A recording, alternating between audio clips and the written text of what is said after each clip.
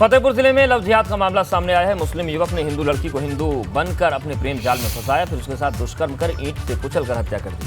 आरोपों के मुताबिक युवती अहमदाबाद से मौसी की लड़की के यहाँ एक कार्यक्रम में आई थी। सिकंदर नाम के युवक ने सोनू बनकर दोस्ती की और जब वो एक शादी में आई तो उसे गेस्ट हाउस से बुलाकर 500 मीटर की दूरी पर दुष्कर्म किया। उसके बाद ईंट से कुचलकर उस पर हमला कर दिया। घायल युवती को डॉक्टर्स ने हेरिट के लिए रेफर कर दिया, जहां पर युवती ने उपचार के दौरान दम तोड़ दिया।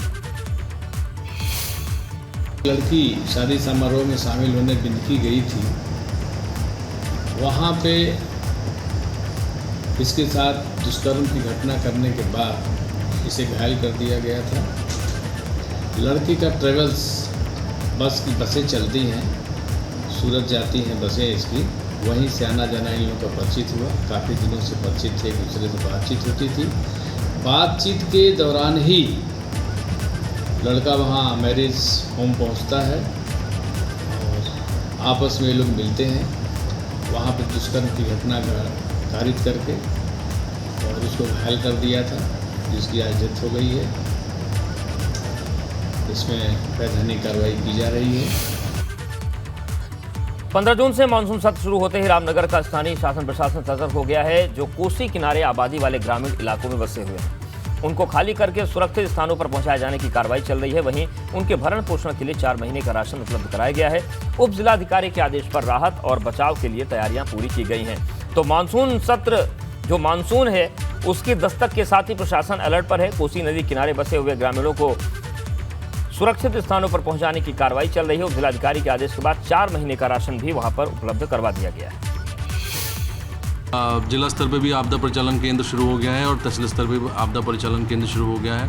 इसके अलावा जो हमारा चुकुम जो एक आपदा प्रभावित क्षेत्र रहता है, क्योंकि उसका आने जाने का रास्ता नदी से ही होके जाता है, तो वहाँ पे हमने 4 महीने का राशन पहले भिजवा दिया है। और भी जो ज़रूरत की आवश्यकता है वो हम वहाँ के लोगों से, वहाँ के जनप्रतिनिधियों से बात करके उन तक हमने पहुँचा दी है।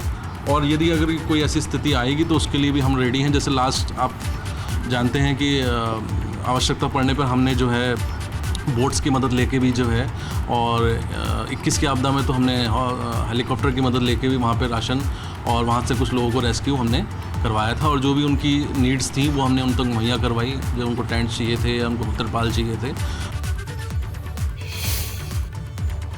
और बड़ी खबर अमरोहा से, जहां पर तेंदुए ने किसान पर हमला कर दिया। तेंदुए के हमले के बाद गांव में दहशत का माहौल है। कई दिन से गांव के आसपास ही ये तेंदुआ रह रहा था। वन विभाग ने तेंदुए को पकड़ने के लिए पिंजरा लगाया है। तेंदुए ने पालतू कुत्ते और 3 बकरियों को भी निवाला बना लिया है। थाना रजबपुर इलाके के पीठखेड़ा गांव का ये पूरा मामला है। तो अमरोहा की तस्वीर दिखा रहे हैं, जहां पर तेंदुए ने किसान पर हमला कर दिया। तेंदुए के हमले के बाद गांव में दहशत का माहौल है। कई दिन से गांव के आसपास ही तेंदुआ मंडरा रहा था। वन विभाग ने तेंदुओं को पकड़ने के लिए पिंजरा लगा दिया है। तेंदुए ने पालतू कुत्ते और 3 बकरियों को भी निवाला बना लिया है। थाना रजबपुर इलाके के पीठखेड़ा गांव का पूरा मामला है।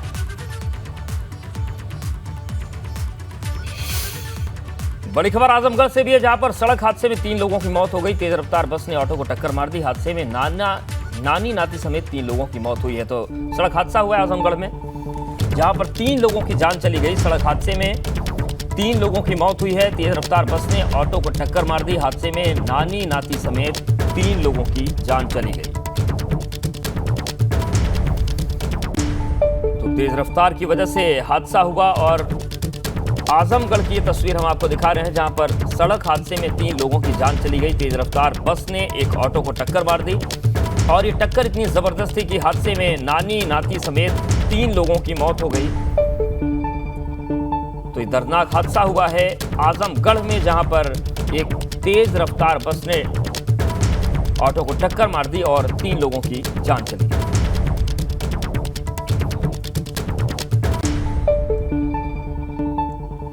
और श्रावस्ती पहुंची उत्तर प्रदेश की राज्यपाल आनंदीबेन पटेल। श्रावस्ती में राज्यपाल का जोरदार स्वागत किया गया। राज्यपाल ने डीडीआरसी भवन का अवलोकन किया।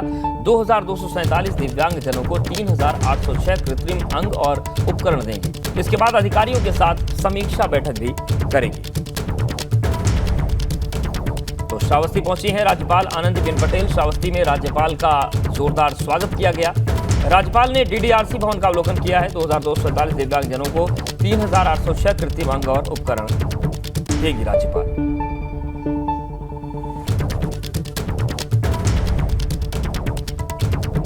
श्रावस्ती की तस्वीर आपको दिखा रहे हैं, जहां पर राज्यपाल आनंदीबेन पटेल पहुंची हैं। 2247 दिव्यांगजनों को उन्होंने 30,806 कृत्रिम अंग और उपकरण देंगी। इसके बाद अधिकारियों के साथ समीक्षा बैठक भी वो करेंगे।